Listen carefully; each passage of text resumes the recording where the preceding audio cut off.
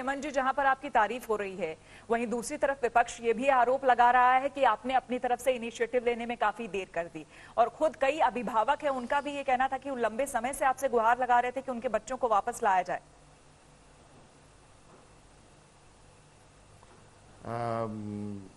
देखिए, अगर आप इस सवाल को आप कर रहे हैं तो आप मैं किस तरीके से लगातार मीडिया के माध्यम से और कई माध्यम से देश से आग्रह कर रहा था।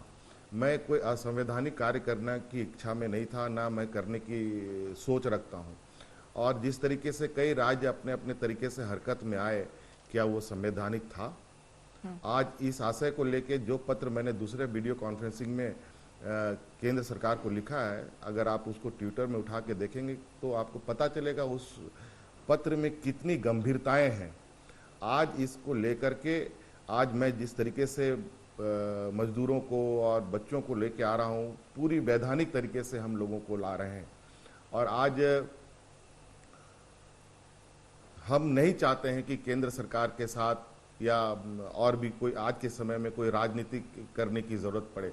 इसलिए हमने मौखिक रूप से आग्रह किया था, गृह मंत्री से भी आग्रह किया, और आज जिस दिन हमें ये आदेश प्राप्त हुआ उसके चंद मिनट पहले हमने पीयूष गोयल साहब से भी बात किया था और उन्होंने राय मांगी। और हमने कहा कि मुझे अपने बच्चों को, अपने मजदूरों को लाने की इजाज़त दी जाए, क्योंकि मुझे सामाजिक दबाव अब राज्य में बढ़ रहा है, क्योंकि मजदूर भी अब दूसरे राज्यों में मर रहे हैं। और इसको लेकर काफ़ी देर तक हमारी चर्चा हुई और पता नहीं, शायद मैं समझता हूं कि जो हमने प्रधानमंत्री जी को पत्र लिखा था, वो पत्र को अगर आप फिर से पढ़ेंगे तो आपको पता चलेगा कि उसमें जो गंभीरताएं थी, कल अगर हम कानून का उल्लंघन करते तो कितनी बड़ी समस्या देश के अंदर उत्पन्न होती। जी, और इसी सवाल से जुड़ा है हेमंत जी, एक सवाल और है मेरा कि अब आने वाले समय में, जैसा कि आप खुद ही कह रहे हैं कि लगातार आपकी कोशिशें भी जारी है और ज्यादा से ज्यादा जितने भी झारखंड के लोग जो बाहर फंसे हुए हैं उन्हें आप लाने की राज्य में कोशिश करेंगे। लेकिन ऐसे में आने वाले समय में आपकी चुनौतियां, या फिर कह ले कि झारखंड सरकार की चुनौतियां बढ़ने वाली है, क्योंकि जो ऑलरेडी झारखंड में फंसे हुए मजदूर हैं दूसरे राज्यों के, वो प्लस जो लोग झारखंडी हैं जो बाहर से आ रहे हैं मजदूर, आखिर उनका भरण पोषण कैसे होगा, आगे उन्हें काम, उन्हें रोजगार कैसे मिलेगा, एक बहुत बड़ी चुनौती।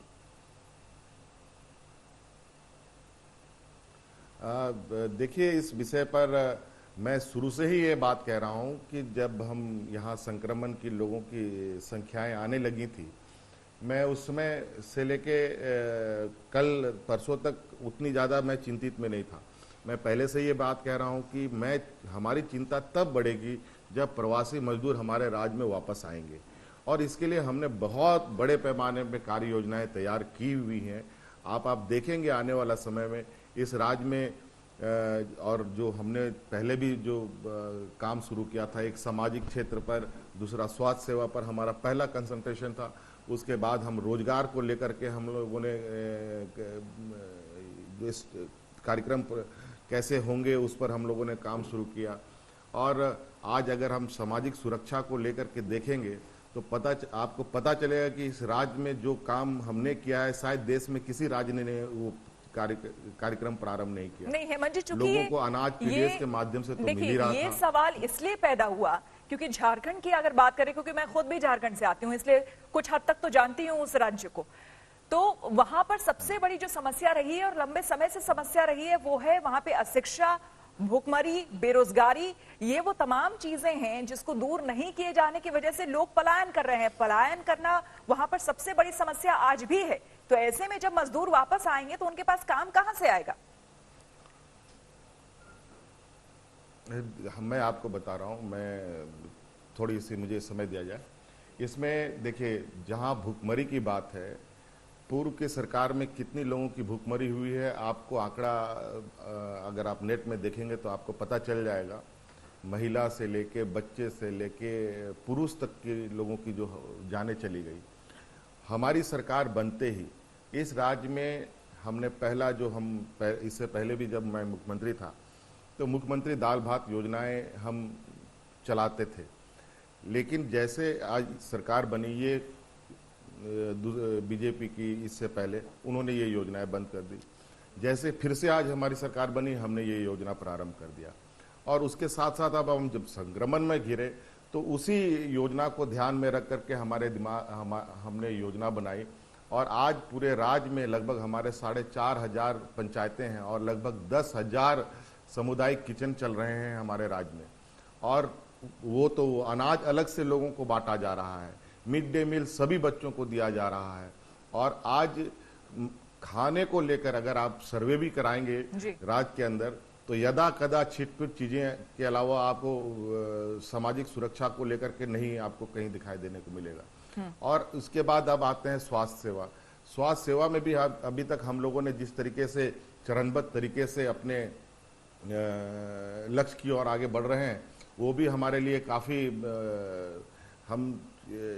हमें लगेगा कि ये एक संतोषजनक ये है, क्योंकि एक सीमित संसाधन के साथ इस जंग को जो झारखंड सरकार लड़ रही है, ये एक अपने आप में एक अलग चुनौती है।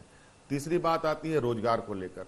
रोजगार के जो हम लोगों ने जो व्यवस्थाएं की है, आने वाला समय में रोजगार भी हम लोगों ने ये तय कर लिया है कि 10 लाख से अधिक लोगों को ग्रामीण क्षेत्रों को अलग, शहरी क्षेत्रों को अलग बांट करके कार्य योजना बनाई है।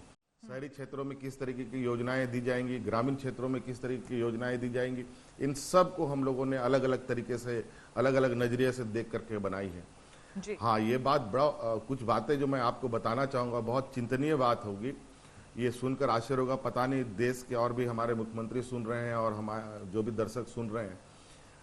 झारखंड, बिहार, छत्तीसगढ़, ये सारे राज्य मुझे लगता है कि देश में सबसे पिछड़े राज्यों में से आते हैं, कई समस्याओं से ग्रसित है। झारखंड तो मुझे लगता है कि पिछड़े राज्यों में सबसे मतलब नीचे जगह पाता है।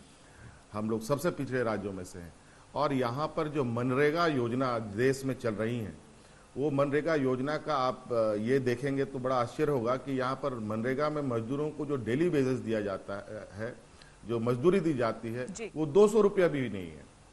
लगभग अभी प्रधानमंत्री जी ने उसमें कुछ पैसे और जोड़ने का घोषणा किया है, उसके बावजूद भी हम 200 रुपये क्रॉस नहीं कर रहे हैं, बल्कि 192 हम लोग का डेली बेसिस है यहाँ पर मनरेगा में।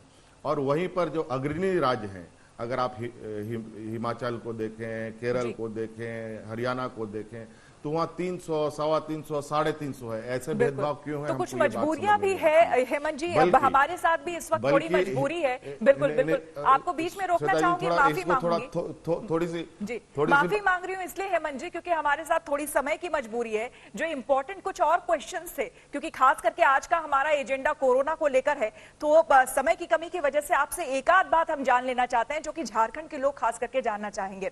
अब चूंकि 3 जोन में बांट दिया गया है, रेड, ऑरेंज और ग्रीन जोन में, अलग अलग जिलों को, और ये एक अच्छी बात है झारखंड के लिए कि सिर्फ एक जोन है आपका जिसमें कि रांची आता है, जो कि रेड जोन में है।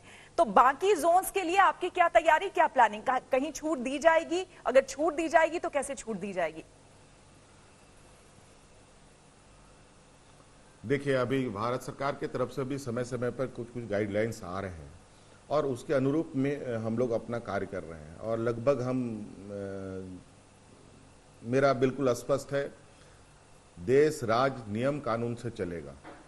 और इसको लेकर आज के इस संक्रमण में भारत सरकार का और राज्य सरकार का जो भी समन्वय होगा, उसके साथ हम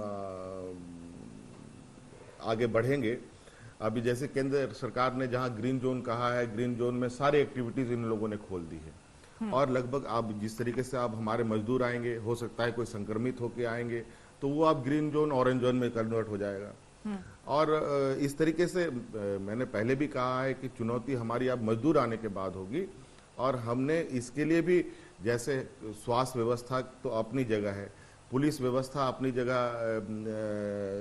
सबको कंटोनमेंट जोन बना करके काम कर रही है। हमने इसके अलावा सोशल पुलिसिंग को भी बहुत तेजी से एक्टिव किया है। और गांव के ही अंदर जो हमारी पुरानी व्यवस्था, जो पारंपरिक व्यवस्था यहाँ पर, क्योंकि ये राज्य आदिवासी, दलित, अल्पसंख्यक बहुल राज्य है और यहाँ पर आदिवासी समाज में पहले से ही एक ऐसी परंपरा रही है कि गांव के अंदर जो भी व्यवस्थाएं हैं गांव के लोग उसको संचालित करते हैं, वहाँ का रख रखाव से लेके वहाँ के लोगों की रक्षा से लेके लगभग सभी चीज़ें। अभी हमने सोशल पुलिसिंग, मतलब जो हमारे सामाजिक लोग हैं गांव के अंदर, उनको हम लोगों ने माझी, मुंडा, प्रधान, इन लोगों को एक्टिव कर दिया है। और ये लोग पूरी तरीके से गांव में अलग अलग तरीके से, कोई बैरियर लगा रखा है, कोई चारपाई लगा रखा है, कोई कुछ लगा बिल्कुल हेमंत जी, वहां से एक गांव का नाम भी सामने आया था जो कि 25 किलोमीटर दूर है रांची से, और बताया जा रहा था कि वहां पर लोगों ने खुद ही, गांव के लोगों ने बल्ले लगाकर और बांस लगाकर लोगों को बाहर से आना मना कर दिया था और वो खुद भी बाहर नहीं जा रहे थे। तो पूरी तरह से लॉकडाउन का पालन किया है वहां पर लोगों ने। हम चाहते थे हेमंत जी कि आप हमारे साथ और जुड़े रहते। जी जी, आपने देखा होगा यहाँ हम लोग मास्क पहन रहे हैं। बिल्कुल। हमारे यहाँ आदिवासी गांव में लोग पत्ते के मास्क लगा के पहन रहे हैं। बिल्कुल बिल्कुल। आप इससे अंदाजा लगा सकते हैं कि हमारे इस अशिक्षित क्षेत्र में, ये पिछड़ा राज्य में, जहाँ आदिवासी, दलित, अल्पसंख्यक आज से नहीं सदियों से ये समूह में कई परेशानियां रही हैं, इसके बावजूद आज इस संक्रमण में आप लोगों का जो एक्टिवनेस देखेंगे ग्रामीण क्षेत्रों में, मुझे लगता है शहरी क्षेत्रों से ज्यादा एक्टिव आज हमारे ग्रामीण क्षेत्र में लोग हैं। और आज जो भी चीजें बहुत अधिक पैमाने पे हमें दिख रहा है संक्रमण, वो शहरी क्षेत्रों में ही आपको ज्यादा दिखेगा। बिल्कुल हेमंत जी, हमारा मन था और इच्छा भी थी कि अभी आपसे और कुछ हम सवाल जवाब करते, क्योंकि झारखंड के लोग लंबे समय से 12:30 बजे से इंतजार कर रहे थे आपको सुनने का, और वहां पर आपकी कोरोना को लेकर नीति क्या है वो जानने की वो इच्छा जाहिर कर रहे थे। लेकिन फिलहाल समय की कमी है। बहुत बहुत धन्यवाद आपका हमारे साथ जुड़ने के लिए। और कोरोना को लेकर क्या प्लानिंग है आपकी, क्या सोच है आपकी, मजदूरों को लेकर क्या प्लानिंग और सोच है आपकी, वो हमसे साझा करने के लिए बहुत धन्यवाद एक बार फिर से आपका।